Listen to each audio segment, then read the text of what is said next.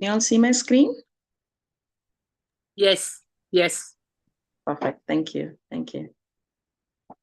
So let's start with the Mangala chant. Om Agyanam Timirandasya Gyanam Jana Shalakaya Tashuram Litam Yena Tasmai Shri Gurve Nama Shri Chaitanya Manobhistam Sapitam Yena Bhutale Swayam Rupa Tadamayam Dadati Swapadantikam Vandeham Shri Guru Shri Yuta Padakamlam Shri Gurum Vaishnavam Cha Shri Rupam Sadhvajatam Pasahajana Raghunatam Vitam Tam Sajivam Sadhvaitam Sadhbhutam Parijana Saitam Krishna Chaitanya Devam He Krishna Karuna Sindhu Dinabandhu Jagatpate Gopesa Gopika Kanta Radha Kanta Namastute Tapte Kanchana Gaurangi Radhe Vrindavaneshwari Rishabhanu Sute Devi Parmami Hari Priye Vanchakalpatarubhyascha Kripa Sindhu Vevacha Patitanam Pavanebhyo Vaishnavebhyo Namo Namah Jai Shri Krishna Chaitanya Prabhu Nityananda Shri Advaita Gadadhara Srivasati Gaura Bhakta Vrinda Hare Krishna Krishna Krishna Hare Hare Hare Rama Rama Rama Hare Hare Krishna Prabhupada ki jai.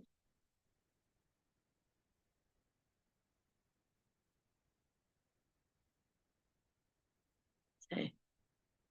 So today we will be talking about Srimad Bhagavatam, first canto, 15th chapter and verse 16, where the chapter entitled the part was retired timely.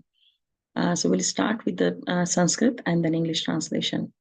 Yasya Krishna Vyogena Loko Apriya Darshana Yuktena Rahito Hesha Mukta Mrakta Purocheta Yatha. Translation by His Grace, His Divine Grace, Srila Prabhupada ki jai. I have just lost him, whose separation for a moment would render all the universes unfavorable and void, like bodies without life.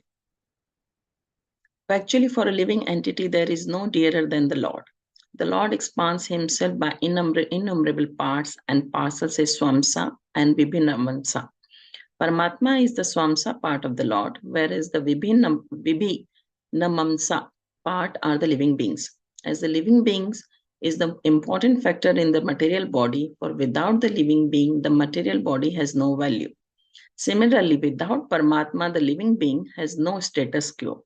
Similarly, Brahman or Paramatma has no locus standi without the Supreme Lord Krishna. This is thoroughly explained in Bhagavad Gita. They are all interlinked with one another or interdependent factors. Thus, in the ultimate issue, the Lord is the Sanam Vanam and therefore the vital principle of everything. So, Hare Krishna dear devotees, today this chapter is mainly talking about, how Arjuna is feeling separation from Krishna. So in the last chapter, it was the the viraha of the viraha bhav of Yudhishthira was explained, that how is he feeling and where is Arjuna gone and where is Lord Krishna is gone. And in this chapter, mainly Arjuna is showing his bhav, is showing his emotions basically, that how he's feeling. And in the verse itself, it's explained so nicely that Yashya Kshena Viyogna. Shena, shan, every shan, every shan, every moment he's feeling viyog from the Lord. Viyog means separation. Every moment he's feeling the viyog, separation from the Lord. And he's saying that loko e apriyo darshana. Without, everything seems to be around him, all the universe, everything seems to be unfavorable. He is not, he's devoid of everything. He's saying yuktena rahito e esha. It means certainly everything is dead. There is nothing, no life. He feels no life is there in the body. So in this one, as a devotee, how he feels separation from the Lord. And as you can see, when Srila Prabhupada was in the Jalduta as well, Srila Prabhupada wrote a poem that make me dance, make me dance, make me dance. And he was feeling separation from Radha Damodar, he was feeling separation from Vrindavan. So he's out of his compassion, he wanted to come here. And same in this actually. Arjuna is feeling, because all the five brothers, Pandus, have spent so much time with the Lord in whole of Krishna's pastime, on earthly pastime. Arjuna was closest, like, after Vrindavan, Krishna left Vrindavan at the age of 10. And then after whole of his time was, in Mathura, Dwarka, and Hastinapur. And Arjuna was one of the devotee who was always been very close with him. They used to, one of the verse in Bhagavad Gita, Arjuna said that we have, when Krishna shows his, universal form, Arjuna starts to apologize. Krishna to start to say that, we have sat together, ate together, we have, we have done so many things. I have called you as Sakha, as Priya. And Arjuna always felt him as a, very dearmost friend. And seeing him go, and he can feel that, he doesn't have any life in his body. And that's what is, as Krishna is saying that, Arjuna is saying that, I'm feel lonely basically. And so what does it mean by, we life, like when it says that would render all the universes unfavorable and void, like bodies without life. So in this, how do you feel, when there is no consciousness, and this is more, explains that what are the, who are we basically, we are the part and parcels of the Lord. Srila Prabhupada has explained that Swamsa means, himself. In 15.7, Krishna says that if you look, mama vansho jiva loke jiva bhuta sanatana, so mana sashta indriyani prakriti sthani krishyati. So Krishna is saying the living entities in this conditional world are my eternal fragmental parts. Due to conditioned life, they are struggling very hard with the six senses, which include the mind. So in this, Krishna himself is saying that, we are the part and parcel. So Swamsa, which we go back to the same main original verse. Swamsa means Krishna himself. It says that Paramatma is the Swamsa, part of the Lord, whereas Vibhinamansa, parts are the living entities. So we are the, part and parcel of the Lord. That's what Krishna is, Prabhupada is trying to explain here. And in this verse, and then I was reading somewhere actually in Shankaracharya, he is in Adipurusha somewhere, Shankaracharya has mentioned that, when body has that consciousness, that soul in it, then everyone loves them around. And if that body does not have, as you can see, one day that person is so dear to us, and as soon as the soul comes out and the body is dead, and Shankaracharya says that even his own wife doesn't love him, leave him alone and goes away. And, she doesn't want to see it. And usually in India, we see that, if someone dies over in the evening or night, and you can't take the body away to funeral, you can't burn the body. The crematorium is not ready. You don't have, arrangements to burn the body at that very moment. And you have to keep the body in the house for whole night. And that's what happened in last month. My grandmother passed away, and they had to keep the body whole night in the body in the house. And no one liked it, because there was no life in it. She wasn't alive. She wasn't there. So even their own family members, they don't want to see the dead body. They want to, get rid of it. Maybe you should say that, take it away from the house as soon as possible. And they want to make all the arrangements to take this body away. So this is why the soul and, consciousness is so important. So we want to move to on how it's been more explained that what Krishna is trying to say, that how he is everything basically. We are the part and parcel of the Lord, and what we should do, what should be our duty. So in this verse, 3.9.42, Prahlad Maharaj is so nicely, Lord Vishnu is so nicely explaining in this verse. If you read this is kind of an instruction given by Krishna to us directly. It says, Ahamat matmana dhata sreshta sana praya samapi ato mai rati kruhat ato mai ratim kruhat Dehadir yat krate priha. So in this one, Krishna is saying, I'm the super soul of every individual. I'm the supreme director and the dearest. He's saying supreme director to himself. It means he direct everything, each and everything in the world is been, decided and done by him. And the dearest is so beautiful. Krishna is saying he's the dearest of all. And people are wrongly attached to the gross and subtle bodies, but they should be attached to me only. So in this one, Prabhupada is actually explained very nicely. Srila Prabhupada is giving, different rasas we have with Krishna. And in this Krishna, how we are actually, let me just go back to the, yeah. In this one, the living entity is called Brahman, and the Lord is called the Param Brahman or Parmeshwar, Ishwar Param Krishna. The conditioned souls who do not have self-realization accept the material body as the dearmost. The idea of the dearmost is then spread all over the body, both concentrated and extended. So yeah, so what happened that we take as this body as um, as our dear. So how we can take as Krishna, how we can also feel the separation. We have the deity form of the Lord here, but how we can really feel the separation with the Lord when we do not identify ourselves with the body. And that's what Krishna is saying, that we are nothing without the Lord. We have that link connection.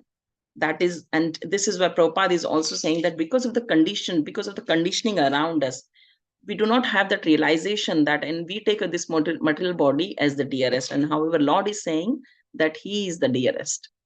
Yeah, so this is very nicely explained by the Lord himself. He's saying that because of the gross and subtle bodies, we think that we take it ourselves, we identify ourselves with the body and the surroundings, and we do not understand our link with the Lord. And if we move on to the next verse, which is also very nice, in this one Prahlad Maharaj is actually giving instruction. And what he's saying, the human form of life affords one a chance to return home back to Godhead. Therefore, every living entity, especially in the human form of life, must engage in devotional service to the lotus feet of Lord Vishnu. This devotional service is natural because Lord Vishnu, the Supreme Personality of Godhead, is the most beloved, the master of the soul, and the well-wisher of all other living entities. So in this, Prahlad Maharaj is so kindly explaining it to us that what is the purpose of this human form of life, what we should do in this human form of life, and where should we go back, what is the ultimate destination of this human birth. Yeah, and what we should do, he's saying the devotional service is natural, it will come out naturally, just we tie ourselves with our old conditioning, and so this is why it's not happening. And in this verse, actually, Srila Prabhupada has explained the 5 rasas, how we can build a relationship with Krishna. And in this, Srila Prabhupada is so kindly explaining Vishnu is the center of love for everyone. And therefore, the duty of everyone is to engage in the loving service of the Lord. And this is why, when we understand this, that what is our duty and why we are here, and who is the center of our love, what we do is we make the center to the whole world, like around us, our home, house, wife, husband, children, even a small piece of furniture, our car. We get so attached to all these things that we forget that who should be in the center of our life and our love, actually, our attention, our attraction. Who should be that? And Srila Prabhupada is saying that that is Vishnu. And yeah, so this is one thing. And also, in Brahma Vimohan Leela, actually what happens that you must have seen, and you must have, Brahma Vimohan Leela, you've heard that, all the mothers in Vrindavan, they used to love Krishna more than their own child. Yeah. So Parikshit Maharaj asked Sukadeva Goswami that why is it happening? Like, why do they love Krishna? Because, they should love their own child, but they love Krishna more. But how does this happen? But then Sukadeva Goswami is so nicely explaining that it happens because we love ourselves more than others. Yeah. And who is our own? Who is our own? Krishna is our own, because he's just residing in our heart. So we love our own self more than anyone else around us. And this is why many elderly gopis of Vrindavan, more than their children, they used to love Krishna, because Krishna is their own. Though we are all interlinked, we are all part and parcel. So we are, we are big family of Krishna. So we should have love for each other anyway. But we feel more attraction towards Krishna, and that is natural. It comes out natural. And in the eighth canto, Kunti Devi is explaining that, why we can't, even if we see Krishna, we see as a deity form of Krishna, and we hear about him, we take his name, but why don't we see him? Why don't we actually meet him face to face? Why we are not able to talk to him? And yesterday we were actually talking about Vrindavan, that, Vrindavan is still same as, as it was previously when Krishna was there 5,000 years ago. It is still, maybe the birds are chirping the same way, the music is happening, maybe the Ras dance is happening every night, everything is happening, and Krishna is performing his pastimes as he used to do 5,000 years ago. But why, when we go, we only see the hawks and cows and, dust and, all the rubbish here and there? Why we can't see the actual Vrindavan? Why we can't see it? So in this one, Kunti Devi is what is saying. She's saying that because of that parda, what we have is, our eyes are covered with that cloth of Maya, that we see only what is, only what is not related to Krishna, basically. So when we go to Vrindavan, we see that, this rickshawala is asking for so much money, this hotel is not nice, and this road is not nice. Oh my God, my tummy is hurting, that, water is not nice. We come up with so many complaints and questions and things like that. But we don't actually feel that in this dust, Krishna has walked. Krishna has played with his friends, he's danced, he's played his flute. We don't see that because our eyes are, anointed with the different things. We don't see. And we have so much, different anarthas and our own shortcomings we have, that we are not able to see the actual form of Krishna, even though he's right there in our deity form. He's right there around us, he's sitting right, inside us, talking to us. And many a times he's giving instructions to us, but we are in our own self. We are so much engrossed in our own mind that we don't hear, we don't see him, even though if he's trying to talk to us. Like, for example, in chanting, like it happens with me as well so many times. Like, you're chanting and your mind is not there, but you know that, your name, Krishna's name is on your tongue, and he's trying to talk to you, but you're not talking to him. So it's not fault from his side, it's fault from our side, because we are not giving attention to him. So how do we remove this parda? How do we come out of this Maya? So this is really very nicely, actually, again, Kunti Devi has explained in one of the verse. Let me just, yeah. So we should actually learn this verse. This is amazing. Shravanti gayanti granayanti abhikshanasa smraranti nandati tavehitam jana ta e pashyanti achiram tavakah bhava pravahao param padmabhujam. So what Shrimati Kunti Devi is explaining, O Krishna, those who continuously hear, chant, and repeat your transcendental activities or take pleasure in others doing so, certainly see your lotus feet, which alone can stop the repetition of birth and death. So what is the ultimate solution? So Kunti Devi is saying that those who continuously hear, chant, and repeat your transcendental activities, or take pleasure in others doing so. So this is very important. Hearing, if we continuously hear and chant. So chanting is, Guru Maharaj always says that chanting is not something that you do 16 rounds and you leave it. You should always think of chanting. It should be in your background going on all the time. That name should not be gone from your tongue for a moment even. And we should repeat your transcendental activity. Sorry, I just need to see the messages coming. Satatam Kintoyam. Yes, thank you. Thank you so much, Namrata Mataji. Blessed, very nice. Or take pleasure in others doing so. So in this verse, one thing which is very important to pick up, which we always hear about chant and repeat our transcendental activities, but in others doing, or take pleasure in others doing so. So what happens, in devotee communities or even outside as well, we even, we understand, and Krishna has said to Arjuna in Bhagavad Gita that that I am telling you this because you're non-envious. Yeah, you're my dearmost friend and you're non-envious. And what is the one quality that Guru Maharaj always focus on? What does he say? That what did Jankinath Prabhu had? Non-enviousness. So we must not be envious of if anyone else is doing well, then take pleasure in others.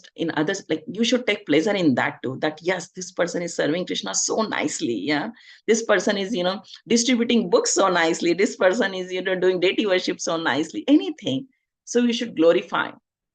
So I was listening one of the class, and it was so beautifully, Prabhu has mentioned that and I think it might be definitely true, because true Vaishnava, pure Vaishnava is coming out from pure Vaishnava's mouth, so it definitely must be true. He was saying that when you glorify, so for example, if someone has made a temple, and everyone is glorifying him, and you also glorify, Hari Bol, Hari Bol, yes Prabhu, you did so well, well done, so nice, you're making so many devotees. And as soon as you glorify, that Prabhu was saying in the class, that he will get that benefit of building that temple, and you will also get the benefit of building that temple because you have glorified him.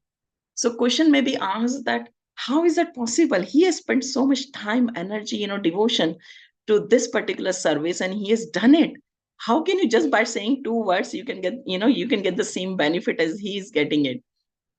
So Krishna says that it's easy to do a particular service, but keeping your ego aside, keeping your envy aside, and glorifying someone else is more difficult.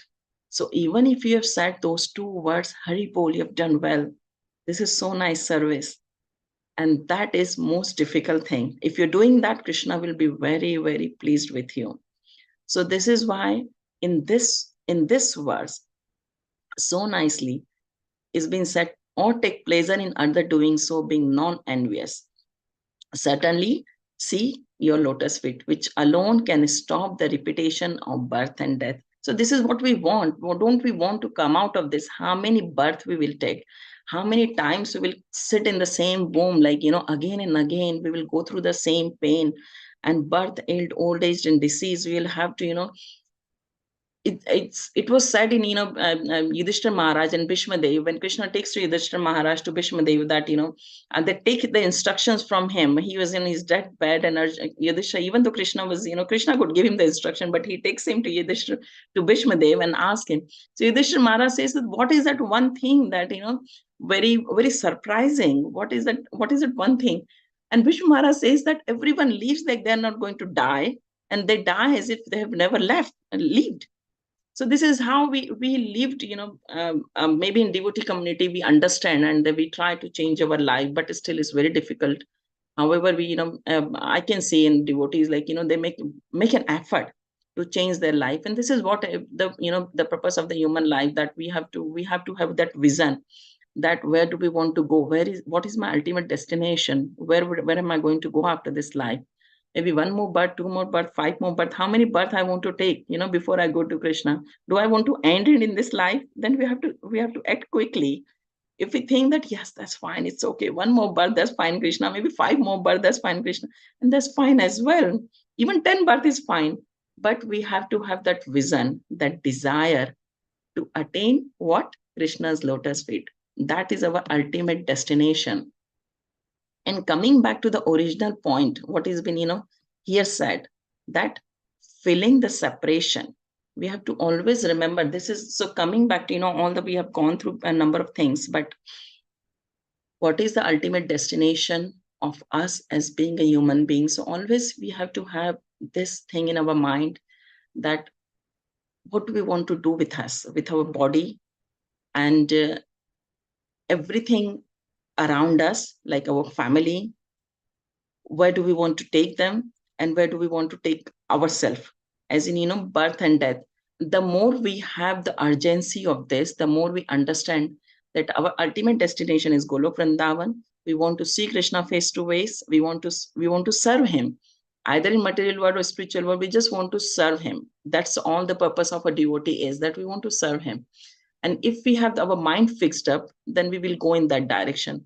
So only a silly person would have that, would want to go to Delhi and would take the path of Bombay. Yeah, that is only the person who has got his mind straight, he's focused, he's directed, he knows what to do by the instructions of the Guru and the Shastra, will take a right decision and will act in that way. Yeah. So this is why the for us in here, when we are serving Krishna, this is the mood we should have, feeling the separation. Not even for a moment, we should feel the separation. We should have that emptiness in our life, that something is missing. Not something very important is missing from our life. Yeah. So, and something very important is Krishna is missing. However, we should, at the same time, we should be very grateful what is around us and what Krishna has sent us. So Krishna has sent us so many, Krishna has sent through Srila Prabhupada, sent so many temples, beautiful deities, beautiful devotees, yeah, books. So we should have two bhavs all the time, gratefulness and separation from the Lord. And I think that will take us to the place where we want to be. At least, the desire. I was, talking to friends yesterday, and we should always see that, in our life as well, examples that when one have a desire, the whole prakriti around us try to make that thing happen. Yeah. So, and if we have that desire is for well-being of others, if you want to do something nice, for example, charitable work, if we want to do something related with Krishna, that is 110% it happens. You just have to have that little desire in your heart to do that particular thing, and maybe you can try it out in your example. Like, I've tried out so many times. Krishna, I want to do this, and even if it's non-achievable, you can't even imagine that you can't do this, you can do this thing, but try it. Pray to Krishna and have a mindset that I want to do this for you, and see that if that happens, and you will see how the magic happens around you, and that will happen. So once you have a desire that you want to see Krishna, you want to meet him, and you want to talk to him, then Krishna will make all the arrangement that it happens in your own life. Yeah.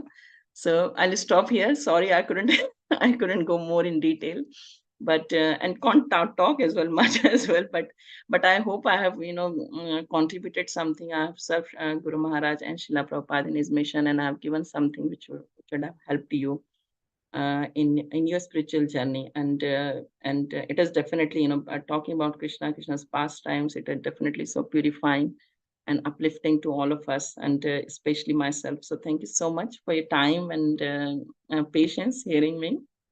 I'm not sure who else was there. Okay, so we'll open up for the question and answers. If you have any, maybe I'm not sure I can answer the questions, but definitely we can discuss. We can talk. Maybe. Oh, thank you, Shridevi Mataji, for joining. I hope you can help me answer. We can discuss actually together if you can answer any questions, if there are any. Jai. Thank you, Mataji. What a nice class, Satyabhama. My humble obeisances to you. All glories to Prabhupada. All glories to Gurudev. Beautiful. I really loved how you quoted Kunti Maharani's prayers to Krishna, where she glorifies his lotus feet, saying those who are constantly hearing, chanting, and repeating, or take pleasure in others doing so, certainly see your lotus feet. That's such a great boon and blessing, that she is speaking that. And it also reminded me of Bhagavad Gita 10:9, Tushanti Charamati cha verse. They take great pleasure in always conversing about me and enlightening one another about me. So that's what we are doing through the Zoom calls, isn't it?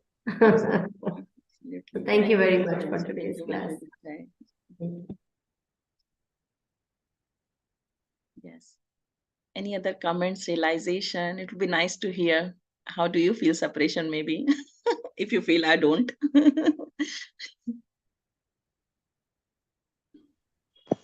Hare Krishna Mataji. Hare Krishna, Hare Krishna. Please accept my humble obeisances. All glories to Srila Prabhupada.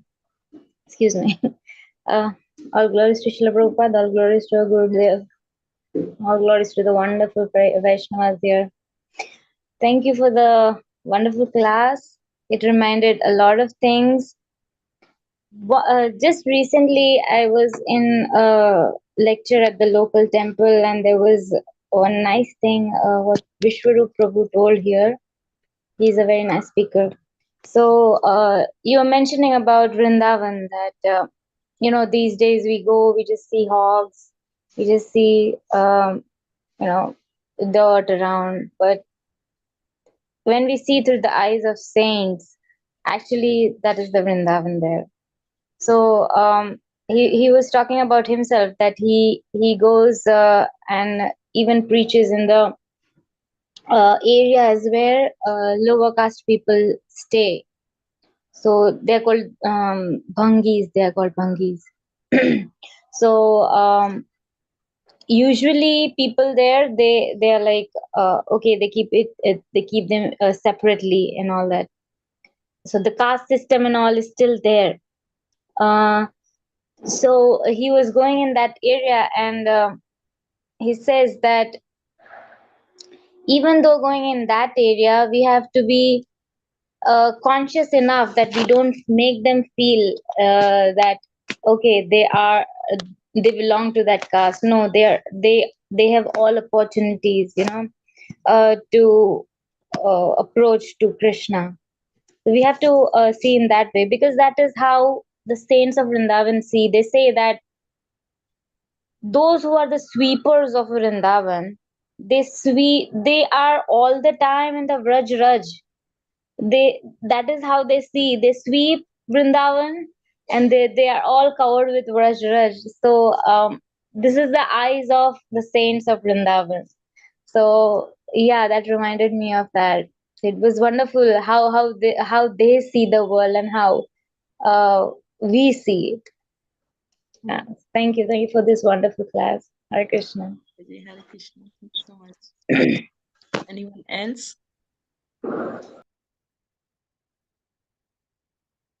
Actually, if there are no questions, we can maybe wait for the questions. There is a very nice bhajan while Namrata Mataji was talking about Vrindavan. I thought of it will be nice to hear all of us in this Kartik month. Actually, I'm kind of meditating on Vrindavan, and it's really in our temple as well. Devotees have turned our temple. We have a very small, humble temple, but they've turned it into Vrindavan. So they've made Govardhan, Barsana, and Nidhivan.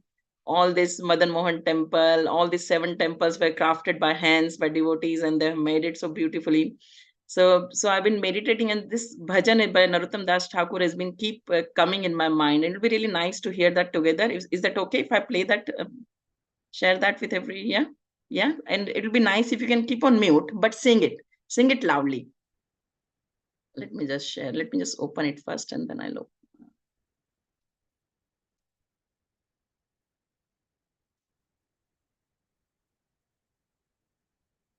So it's a very well-known bhajan. You might already know. Vrindavan Ramya Sthan. You can maybe, I will open the. It's one of my favorite bhajan. Thank you. Bhajan, yeah, it's a beautiful. Love it. Let me share my screen, and we can discuss more if there are any other questions or comments. We can take that as well. By the time we'll hear this back. So everyone, I'll go on mute as well, and you can go on mute and sing. Yeah, all of you, it will be nice meditation.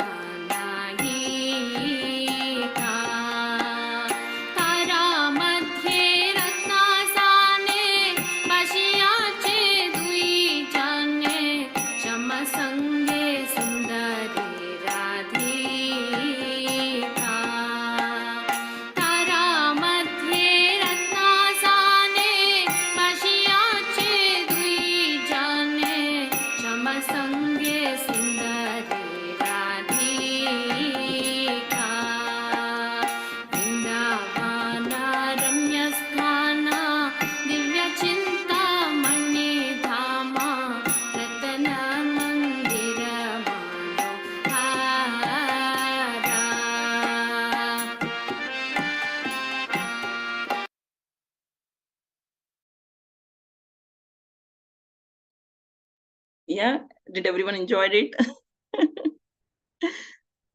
It's a beautiful bhajan. We should meditate on this bhajan and Damodarashtakam anyway in this month. Anyone else?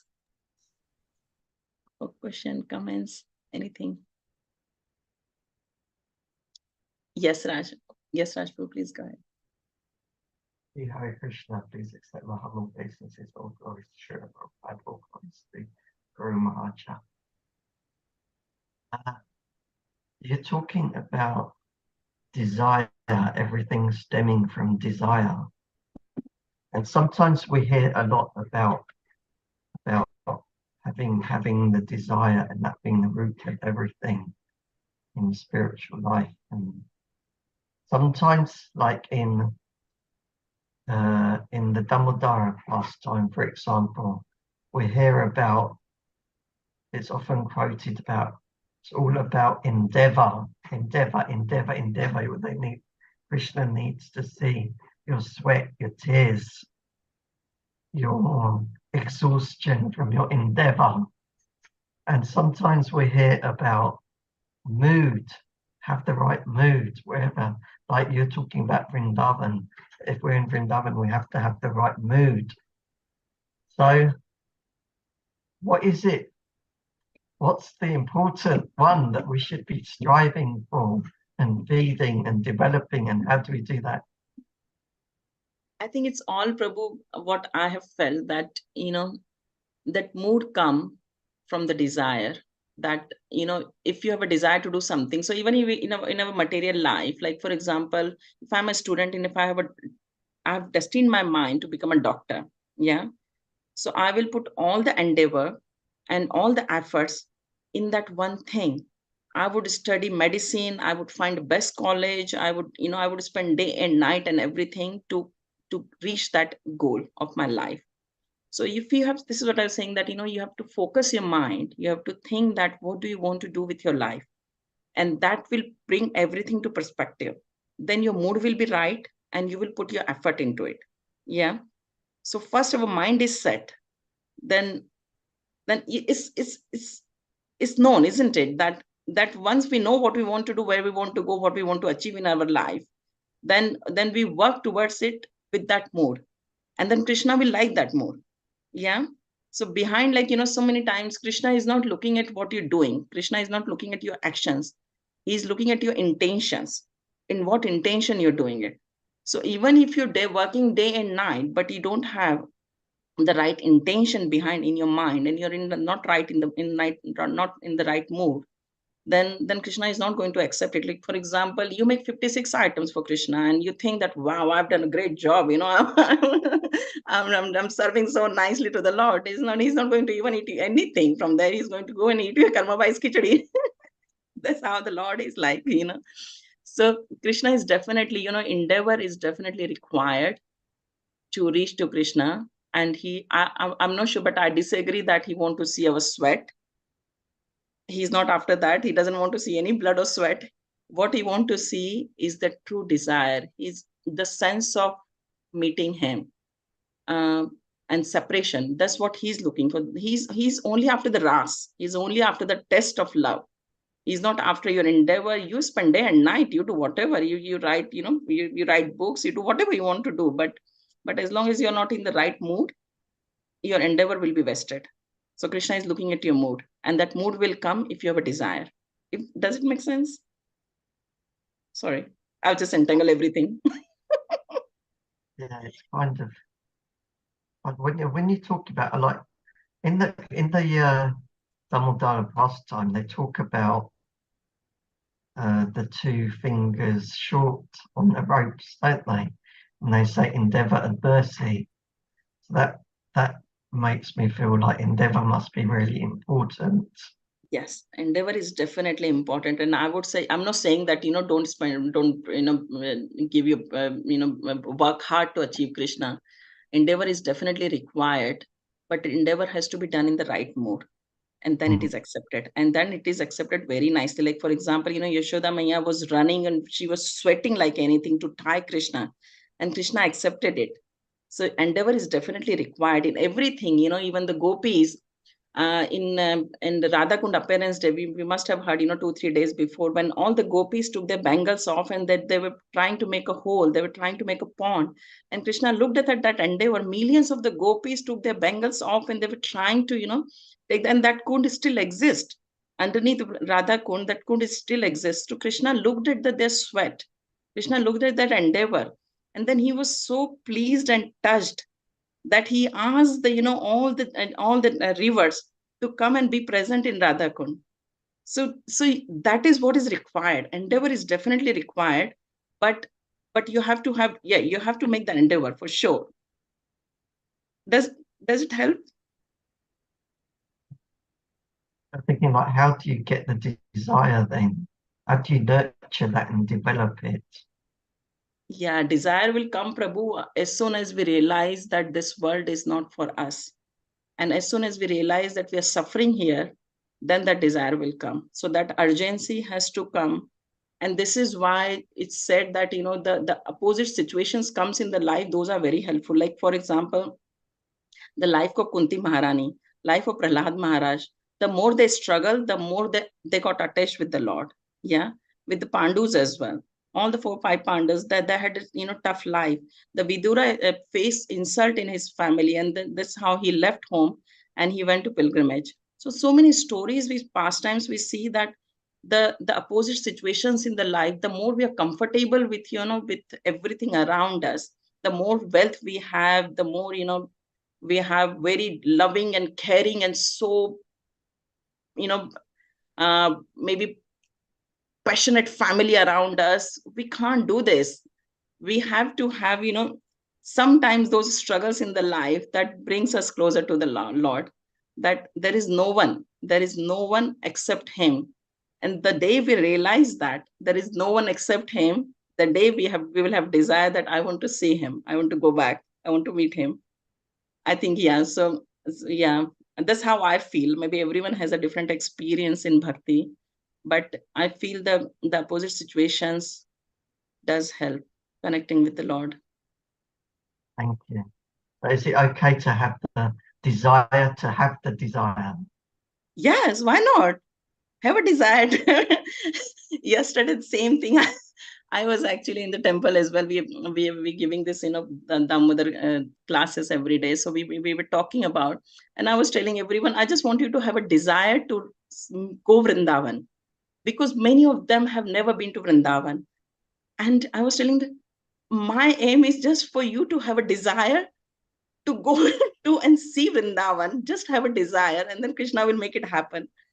So have a desire, to have the desire. And then it will happen. Sridevi Mataji, you want to add something to this, please? Beautifully said, beautifully said. As you were speaking, I was remembering what Gaur Govinda Maharaj said, and also later on Jayapataka Maharaj repeated. Gaur Govinda Maharaj said, I have opened one crying school to teach you how to cry for Krishna. And then Jayapataka Maharaj, I think in answer to one disciple who said, I don't have this feeling to cry for Krishna. You know what Jayapataka Maharaj said? He said, then cry that you cannot cry for Krishna. And try to cry for Krishna by crying that you cannot cry for Krishna. But what you said is perfect, when we understand it's only him. Ultimately, he's the only one. He has accompanied us life after life after life after life after life through all the species of life. And he's the only one who's always there, our best well-wishing friend. Then, we realize, oh my God, how dependent we are. I'm just going through a difficult experience and I'm realizing it's only Krishna. Only Krishna can help. No one can. And he does it too. Oh, nice. Thank you so much, Mataji. Thank you. This is so cute. This is very nice. I'll remember this from Jayapataka Maharaj. Thank you. Yes, Namrata Mataji, please go ahead. Thank you for mentioning the last point. This was actually wonderful, and yes, I can relate it so much. And I think obviously all the devotees who are sincerely practicing their sadhana would be relating to that unless you have, I think Guru Maharaj said that in our class, that if you are having difficulties coming in your life, then okay, that means you're on the right path. You are doing great job. so so yeah, and even okay, when there are obstacles, when there are difficulties at that time, okay, it's a really, a very hard time to come out of it. But then when you take an overview, you will just look at the face of Krishna and say, okay, if you wanted some love, you could have asked me like that. Why is it so necessary to give difficulties every time? So just tell me you want that intensity. I'll do that. So yeah, for that intensity of love, we have to Krishna sometimes demand that from us. That is my experience, that Krishna sometimes demand that intensity from us, and if it is not fulfilled, I think I can relate that from Damodar Leela as well, that Krishna wanted that intensity from Yashoda Mata, but she ignored Krishna and went to put off the stove and the overflowing milk. So and Krishna got irritated. So yeah, Krishna wants it, and it's our duty to give it. That is how we will reciprocate with him, the give and take. So yeah, so I think that is the pleasure. The separation is the pleasure. The difficulties are the pleasure. So I think we should rejoice those difficulties. Oh, Thank nice. you. Very Hare nice. Thank you, Mataji. Krishna is the attention seeker. And he's possessive. He's possessive about his devotees. He doesn't like them to go here and there, wonder. Anyone else? It's so nice, Damir Prabhu. I always see you driving and attending classes. This is amazing to, this shows your dedication to hearing Krishna Katha. Thank you so much. You can focus on your driving. Sorry. Hare Krishna.